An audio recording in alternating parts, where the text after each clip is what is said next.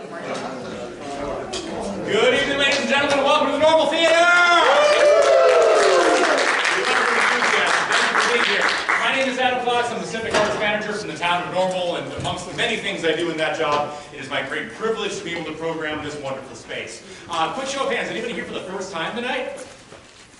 Yes! Awesome, thank you guys. Sorry, I'm looking down weirdly like this because that projector is like LASIK going directly into my eyeballs right now, so there you go. So awesome, welcome to the Normal Theater. Everybody else, thank you so much for being back here. It is wonderful to have you back tonight for these kinds of nights that we absolutely love. Our friends at Severin Films coming down. This has been a great partnership for what, 3 years now? Matt's gone. It's been a while. What's that? Yeah, a while, or a couple, 2-3 years, I don't know, it's been a minute. So anyways, it's been great to do this though, bringing down to be able to showcase films that are maybe a little off the beaten path, which we love, and kind of stuff that people may not always go out to go see at the AMC or the Marcus, but they definitely love to come and see here, and that's what we are so about. Oh, I found a dead spot, awesome. I'm there. There we go. Awesome. If I stand here, I can see you. So anyways, we love having Severin come down for everything. You have already seen that there are amazing things on offer. It's a great physical media day all over the world. Make sure you're picking stuff up, great deals and great things that you can't find anywhere else. This will be open for sale both during intermission, before we start our first film, and also intermission in between films. So, how's this going to work tonight? You guys are going to hear from a panel of Jess Franco, shall we say scholars? Is that a fair thing? Experts? Nerds. Nerds. You're going to hear a little bit about the amazing Jess Franco, and I'm not going to introduce him because I don't have to, because they're about to do that for you.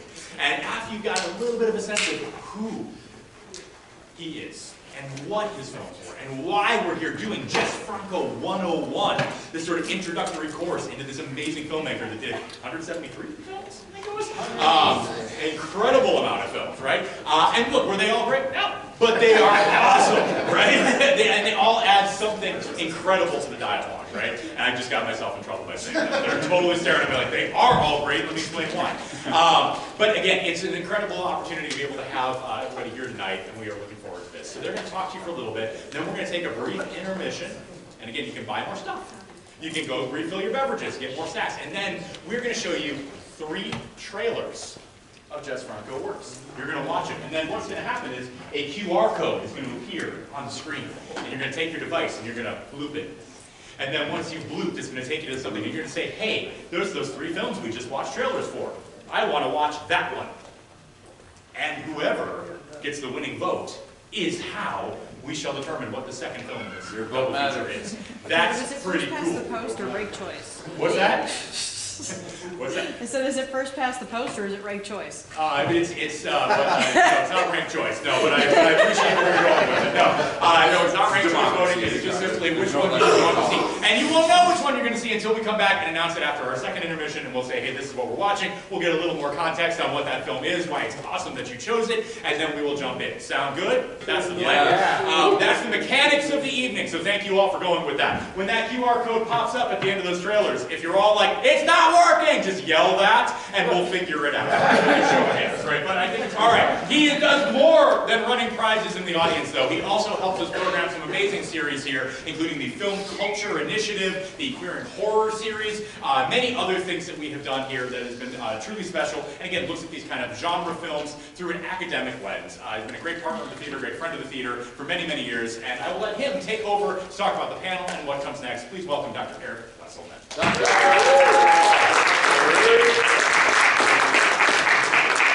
Those ones may not be turned on, but they have power buttons. You know how they work.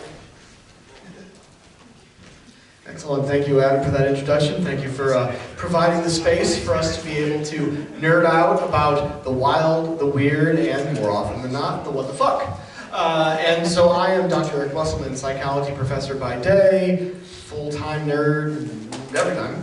And I do love to work here from time to time because for no other reason, there's stuff I want to see on the screen, and they're nice enough to let me watch it.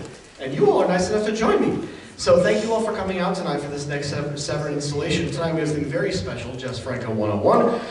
Please help me welcome my 3 panelists, and then I'll let them each tell you about their nerdy credentials. So come on up. Woo!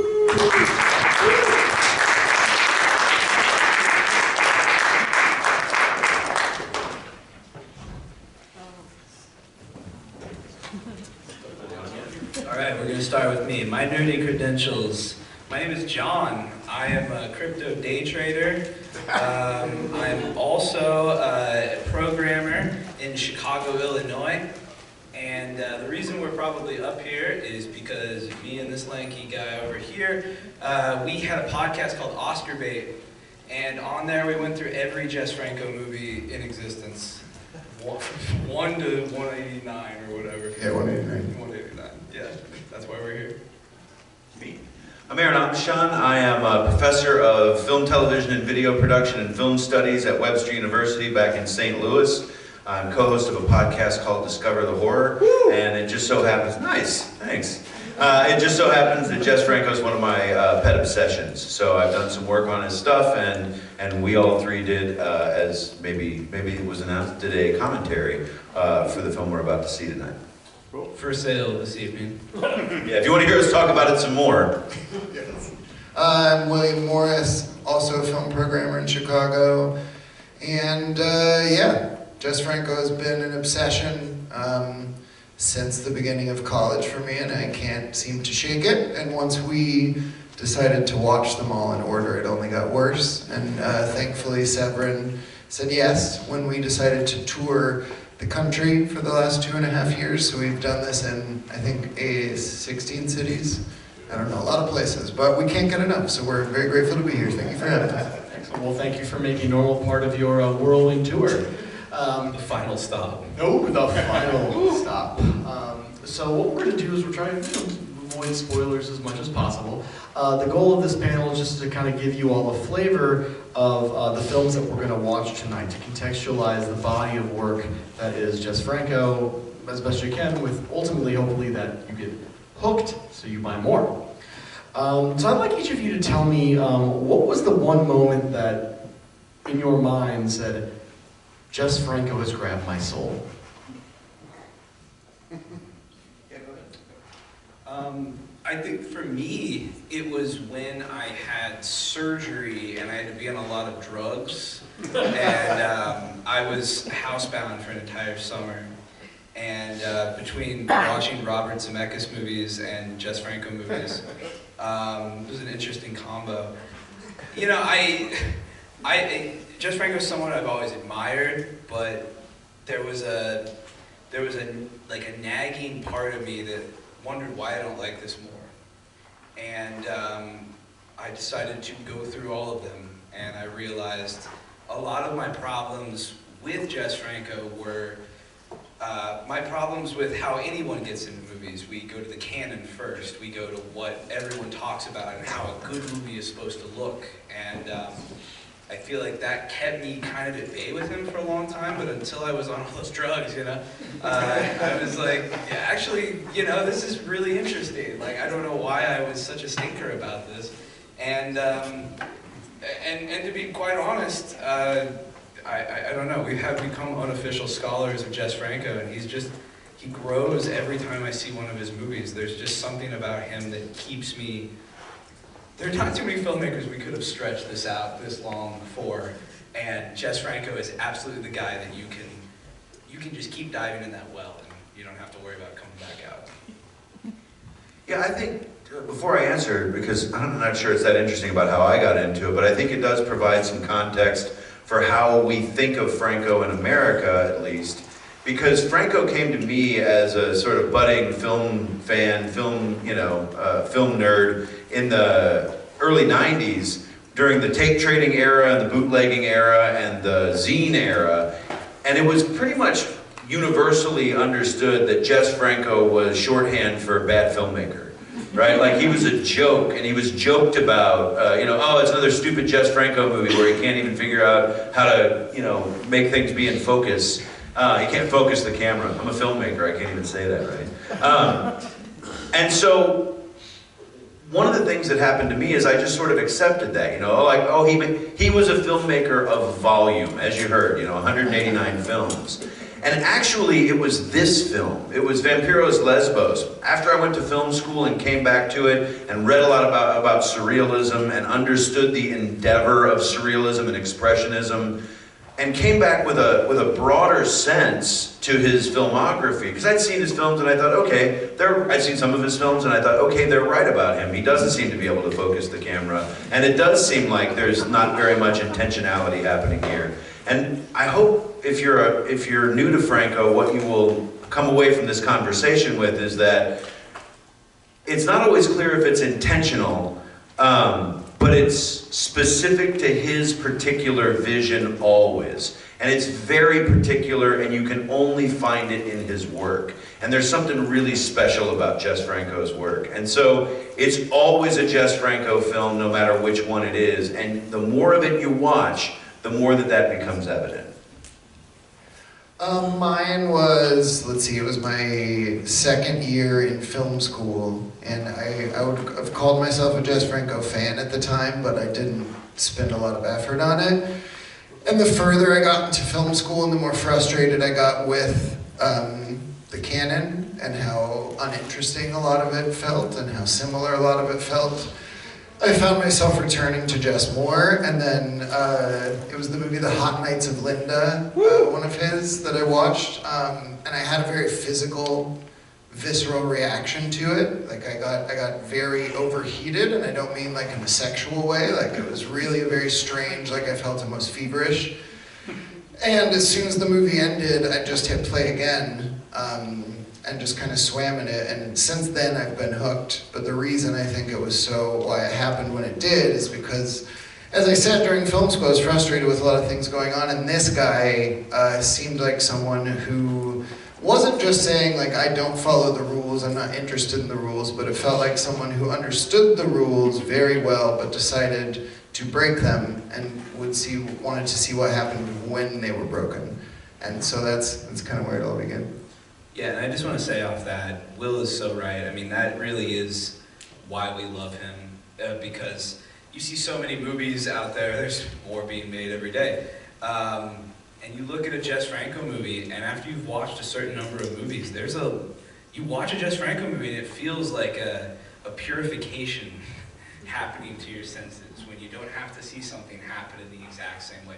You don't have to see someone frame a shot the same as, or focus the same, or zoom less than a kung fu director. You know, it's like, there's a lot of things that get attributed to Jess that I don't think is necessarily specific to Jess. Like, I feel like there's a lot of shortcuts in independent filmmaking that, like zoom cut, all that stuff, and it's like, well, plenty of filmmakers are doing this. He found a way to make a form out of it.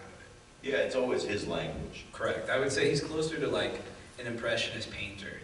Like it's whatever honestly gets. Did someone laugh at that? I thought someone was like, shit. No, I mean I really do think he like there. I think I don't remember. Maybe it was Andrew Saris who said there's two types of filmmakers. There's the person who frames things intentionally in front of the apparatus of the screen, and then there's someone who allows whatever to come into that screen and filters it through there. And I think Jess is part of that, and I think he's pretty damn good at it. Yeah, and let me just follow up with that really quickly, because I think something that I said may be unclear. I believe that Jess was generally being intentional. I really, really do. But there's a pretty big debate about his intentionality, because in his own narrative, he's pretty dismissive of a lot of the stuff that he does, right? So you can never get a clear sense of it, and that's part of the deliciousness of Jess Franco. And that's how you know it's a good filmmaker. When they're not like, well, thank you, I did do that intentionally, you know? Yeah. So there's some interesting themes that are coming up in what I've heard of your answers, and you refer to the canon and how Franco was the opposite of that. This issue of whether it was intentional or not, things are happening in the film that are atypical from what most people see, and that's what attracts you. He has done a lot of exploitation films, right? A lot of what he does isn't something that you would necessarily start someone out with, or maybe you would. So what is it about transgression, about this issue of like pushing the norms, that you think is so attractive and interesting?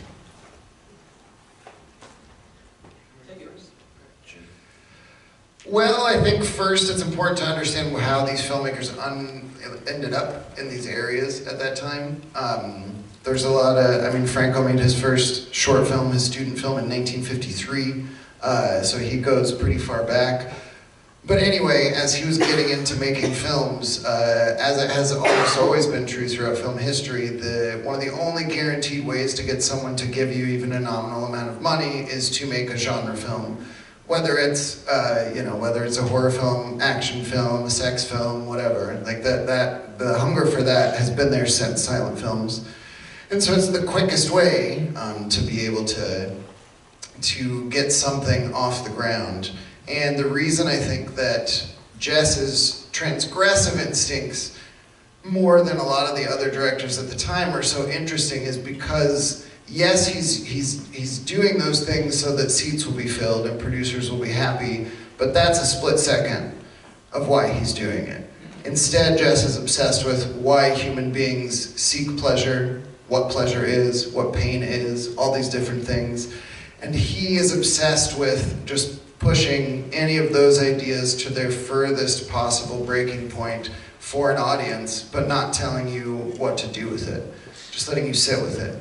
And that is, for me, shorthand, I think, why I'm so obsessed with his transgressions, because they're so open-ended, and it truly is left up to all of us. You never know, you rarely ever know what Jess thinks about any of this stuff, because he didn't care to tell you how to feel about it. He just said this is a human thing that humans have been doing, thinking about, pretending they're not thinking about since the beginning of time. Whether it's incest or various kinds of sexual activities, whatever it may be, it's things that are a part of human history that we like to keep quiet most of the time. And Jess loves to put it right in front of your face, but also in a way that is often just full of such beauty or pain, but something to pull you into it that makes it kind of impossible to ignore. I was just going to say, so I was talking to a colleague of mine at one point about an article I was writing about disgust in film. It's one of my pet interests. And I was getting excited about all these different things that came up, and she kept getting, oh my God, why would you want to write about that? And I said, for that reason. The fact that it moved you physically backwards, and you can't imagine why I would want to write about it. And the thing about Jess is that he takes on the kinds of subjects that we all harbor somewhere inside of ourselves. A study I read somewhere suggested that a survey was conducted that says that 80% of people admit to watching pornography. I counted about 40 people in the room. That means 8 of you don't. Right? So my point is this: Jess is brave enough to come out and say, I am a voyeur. It's all over his work. I mean, we could talk about his voyeurism for the entire hour we're up here, and we could pick it into little pieces. But he's brave enough to tell the world what his particular, what we would call paraphilia is, right? What his kink is. And he's brave enough to say it and explore it for 40 years, which I think is just fantastic. So, for me, the fact that it's a thing that we all have somewhere in us, but he was brave enough not just to say, here's mine, but to explore kind of a universal piece of it. The fact that we all have it, that we all have power relationships, that there's domination relationships and passivity relationships. And he explores that over and over and over again. And he didn't really do it for us, I don't think. I think he was doing it for himself, but we get to benefit from it. Yeah, and I would say on the idea of voyeurism and exploitation, I mean, Jess is the guy who actually grabbed both of those things by the throat and forced them into his orbit. He said, you're a part of me now. Because, sure, any filmmaker can be a voyeur. I mean, that's the very act of filmmaking. Look at all this shit up here. That's all exploitation filmmaking. There is always a market for certain genres, and Jess got a lot of the money he did because he put bare breasts in his movies. There was a lot of listen, do this and make whatever you want. And I think he's the kind of guy that really takes the exploitation genre and makes something wholly himself out of it. I don't think there is anyone else who looks and does things like Jess Franco. Even all these great authors, auteurs, directors, whatever we want to call them on here, Jess Franco goes the ultimate limit with every type of movie you see here, and because he's in every genre. You can't throw a dart and not hit a genre that Jess Franco didn't explore in his own way. And to me, that just speaks of a confidence in filmmaking that you don't get a lot. And especially in an era where we're seeing a lot of crap come out, there is no confidence out there. And I gotta be honest, Jess Franco is fully confident. Go ahead. Oh, I was just gonna say, we hadn't really highlighted it yet, but we talked a little about Jess pulling apart movies and seeing what happens. Why it's so important to say this real quick is that Jess was very much, as I mentioned, he was in film school. He did get kicked out very quickly because he pretended to be the president of the student film club so he could import movies from India he wanted to see, and then he stole them. So they kicked him out of school. But in that school, he immediately started writing screenplays with people like Carlos Saura, like incredible, legendary Spanish filmmakers. He was working with these guys at the gate. And he learned the craft, and he was a huge cinephile. He was obsessed with all of it, and so he didn't want to pull it apart until he actually put in the time to study it and understand all the mechanics and all those rules, and then he wanted to blow it up. Well, so probing, I guess, deeper into this concept of transgression, like, by definition, to transgress means there has to be some sort of boundaries, cultural, social, political. And although Franco made a lot of films in Spain, he made it in other countries too, and a lot of the films he was making during Spain was during a time of very heavy censorship by a different Franco, not related. So can you talk a little bit about what that sort of social political tensions may have framed his work, if not the way you think he did it, the way you see it?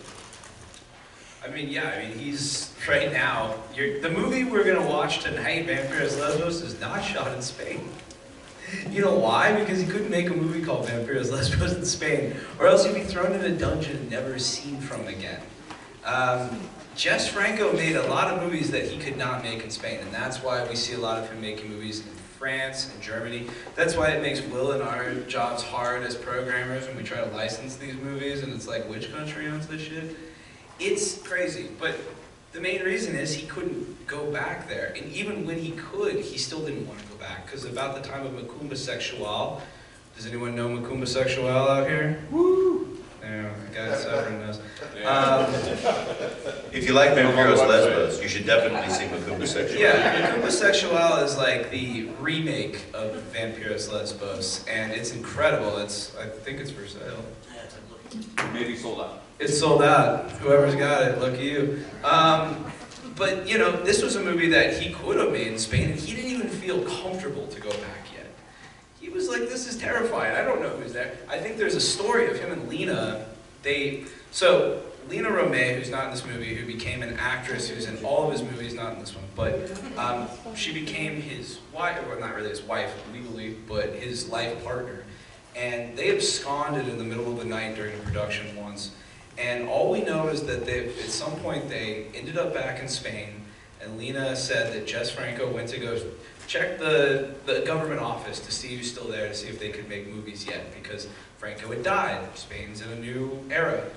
And Franco came back to the hotel room and said, no, we're going back to France. The same ghouls are still there. And that is another interesting part about Jess Franco, is that Spain was not fully rid of fascism. Spain just, much like us, we're just changing, it's a shell game, you know? And it was like, oh, guess they're all gone. And so, even when he started making movies in Spain, he was constantly up against it. I mean, I don't think anything ever felt like solid for him. I mean, he was able to make movies like Thong Girls over there, which is one of the first movies to show trans characters in all Spain, at least one of the ones made by Jess Franco. So like, when he was transgressive, I mean, he had to push sexuality, he had to push violence, and he was doing that from the beginning. I mean, we talk a lot about how everyone thinks Jess Franco's just this or that, but like, there's some early movies by him that were in black and white that look like Tarkovsky shot them. So something you're gonna hear a lot from all three of us is that, yeah, Jess Franco made movies this way, but like, this guy always knew how to shoot movies classically. He could have done that anytime he wanted to. That just didn't interest him. So when I think of the transgressive nature of Jess Franco, I think of it in terms of form. I don't really think of it in terms of content. I think the form really was insane at the time, and it just brought whole new way to absorb a movie. Yeah, the form is transgressive in as much as that's what he gets called on the most, you know. He can't make a movie because he uses zooms and he uses blurs and he does these things. But that's inappropriate because he was using them very specifically. But I do think that the content also is transgressive because this is part of a sort of minor moment. VAMPYROS LESBOS is part of kind of a minor moment in film history, right? Where there's this sudden upswing in making lesbian vampire movies. It's pretty early in that cycle. But even 71's got like 12. Yeah, right. So, but we're following Hammer, you know, Hammer makes one and then everybody makes one. And this, in my opinion, is transgressive because where all the other ones kind of moralize, not all the other ones, that's the wrong way to say it, but they often find themselves returning to sort of a morality starting point, a moral starting point at the end of the film, or they say, you know, this lesbianism thing is bad.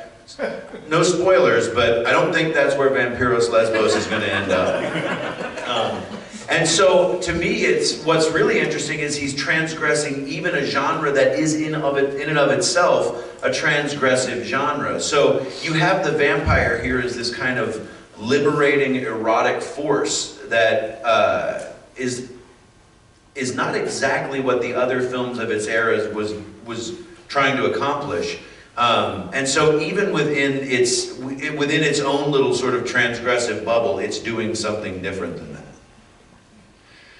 And on top of that, again, we won't spoil things, but let's just say, as we keep saying, Jess loves to break the form of filmmaking. He also thinks the rules of genre are one of the dumbest ideas ever.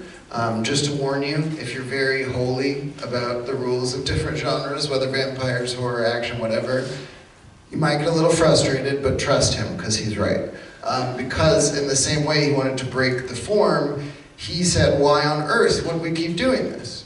We've already done this so many times. And you know, and to be clear, Jess was a populist film fan as well. He went to the movies to see mainstream stuff all the time, so he wasn't without his enjoyment of those pleasures, but he didn't understand why anyone who called themselves an artist wasn't trying to break those things open and change it every time.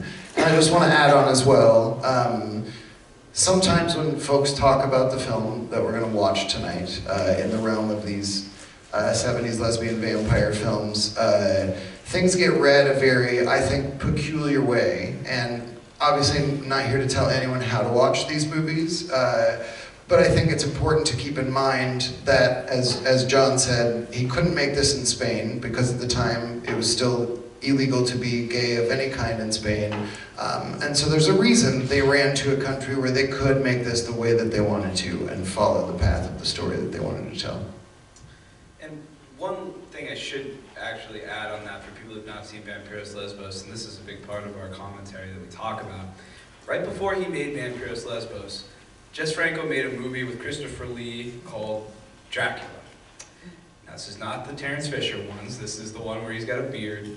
But this movie, you know, listen, we're heads for Franco, we love it, but I can understand why someone could watch that movie and think, what's going on with this movie? Why? It's totally all over the place. And that is because Jess Franco set out to make his Dracula adaptation, and he worked with a producer named Harry Alan Towers, who liked to spend all the production money before they could shoot stuff. So, when you watch that movie, you're like, wow, the beginning's cooking. This movie's really on. Oh, when they get to Dr. Seward's office, this is all shot in one room. That's because Harry Alan Towers ran away with all the money. So they had to do that. And that's why that movie is not the way it should have been. So, what VAMPYROS LESBOS is kind of his fuck you to Harry Alan Towers.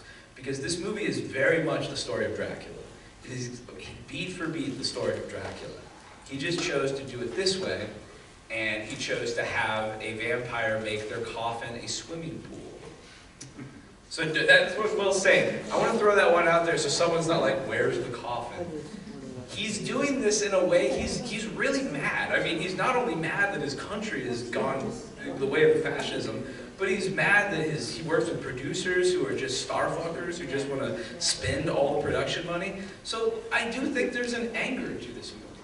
Yeah, and I think it's important to realize, like, kind of what we're getting at, and I don't know if we said it yet, but there's an intertextuality to Franco that is so critical. He is having conversations with other films. He's having conversations with his own films. I mean, this is a conversation in some ways that he's having with the film he made the previous year. And when we say Macumba Sexual is a follow-up, it is, but if somebody didn't tell you that, you might not notice it at first, right?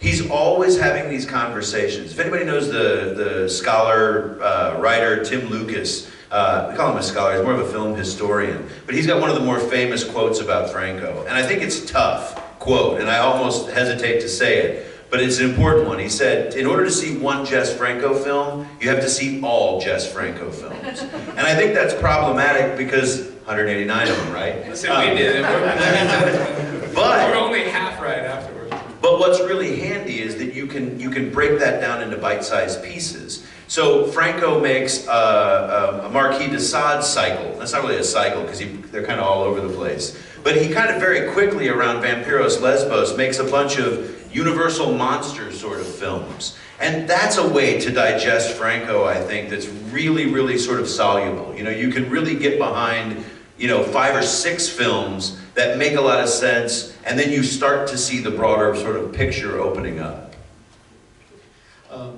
One thing I noticed when I was looking over his bio is that he was also a jazz musician. Yeah. Wrote for some of his own films like Vampyros Lesbos and others. Can you talk a little bit about where you see the music in this? Everywhere.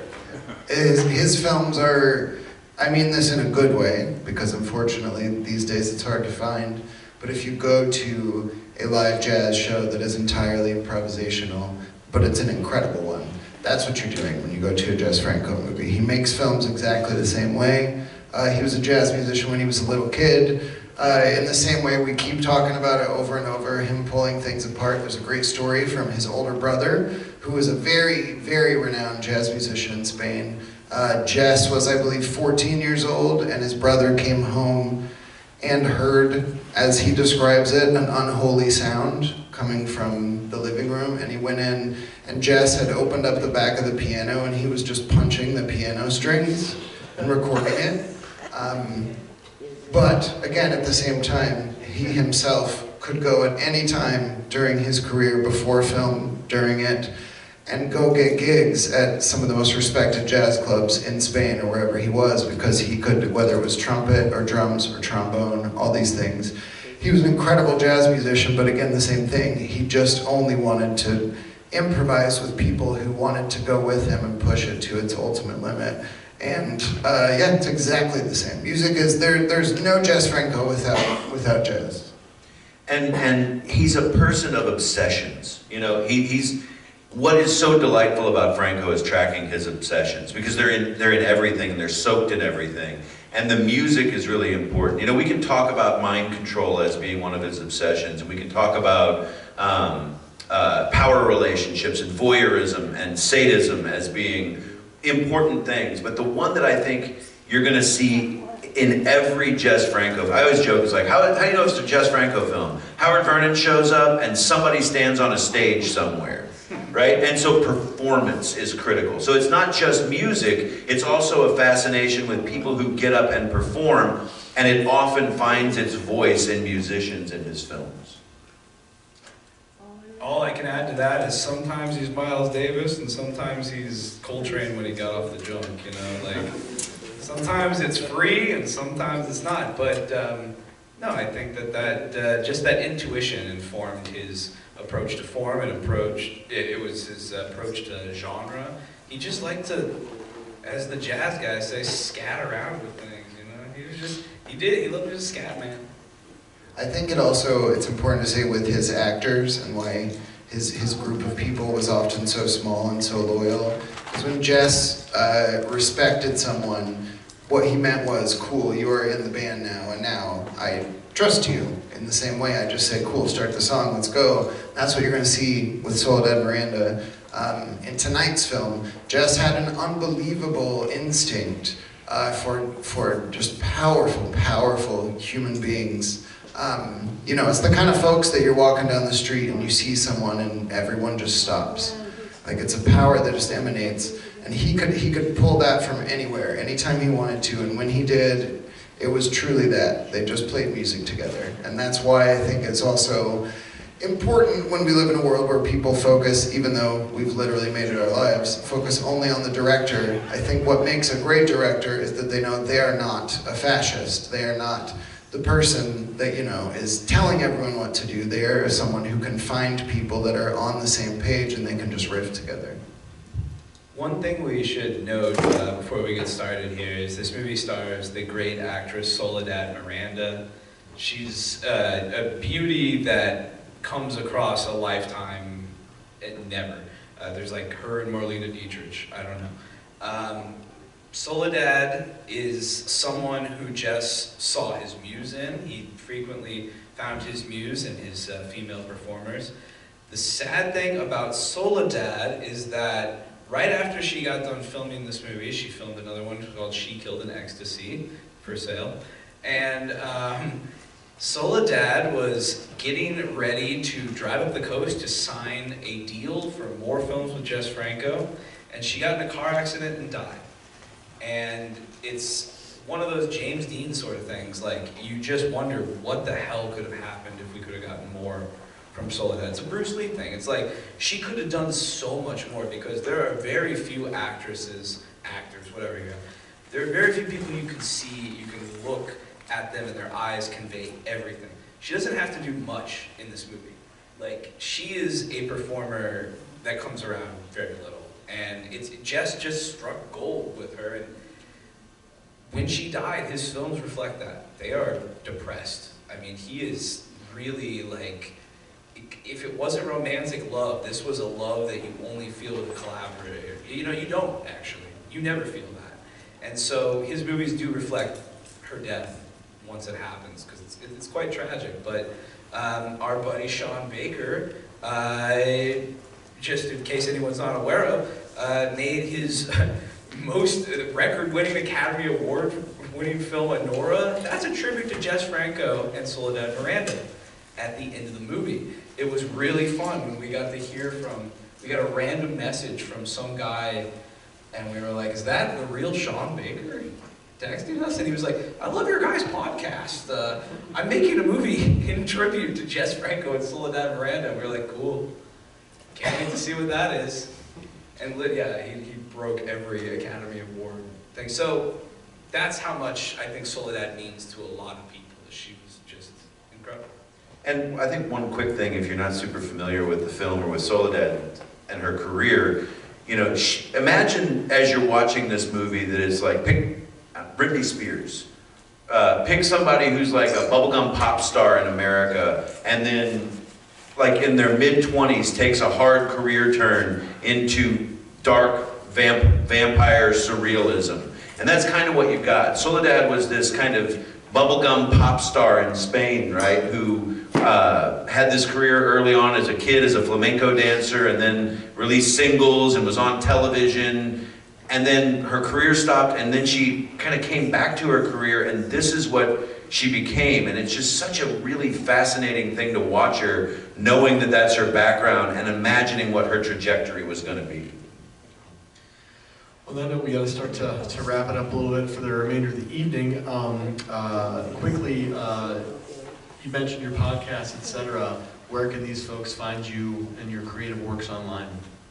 You can check us out on Instagram at OscarBaitPod. That's OscarBait spelled like masturbate.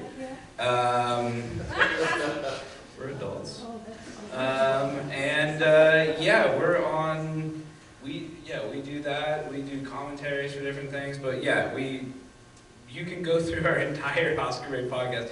We do every Jess Franco movies. That's on everywhere you find your podcasts. The Discover the Horror podcast can be found wherever you find podcasts. We do an episode every other week, and we have for, I don't know, 5 years or something like that. I write for a variety of magazines that, if you still read paper magazines, you might find my name in somewhere. Yeah, that's about it. Really quickly, this might be the last thing I say, but I just want to say thank you all so much for coming out to this. Yeah, because this rocks. holy cow, is it exciting to see people come out for Jess. And thanks to Severin, right back there. Give it up for Severin. Bring in Severin, ladies and gentlemen. We've got a blueberry beer. Just to close, for me, it's a thing we've often said as we toured these films. If this is your first experience with a Jess movie, this is a wonderful one to start with. If you've seen Jess movies and you hate them, but you decided to take a jump and come back again, this is a great one for that. But what we say often is these films exist in what sometimes people call the witching hour, that time if you've been asleep and you wake up, but before you can tell confidently if you are still asleep or awake, that's where these movies are from. They exist purely in that realm. And so advice we often give is just let the film happen to you. Don't try to fight it, because if you, again, he's a very different kind of filmmaker, and if you're hoping for expecting these traditional narrative beats, you'll probably have a miserable time. But if you instead just let it swoop you off into its wonderful spell, you know, something special might happen. And we're going to be all hanging around, so if you'd like to ask us recommendations for more Jess Franco movies, we're not going to do it up here, but if you want any recommendations, we'd be happy to give it to you, so please come talk to us.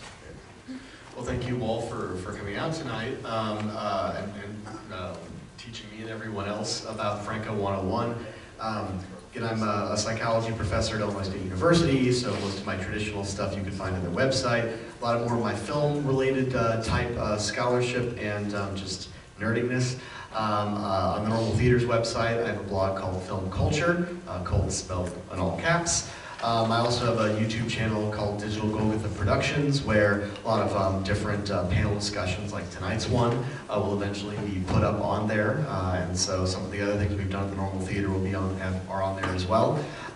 Thank you all so much for coming out again. These events can't happen if you don't show up.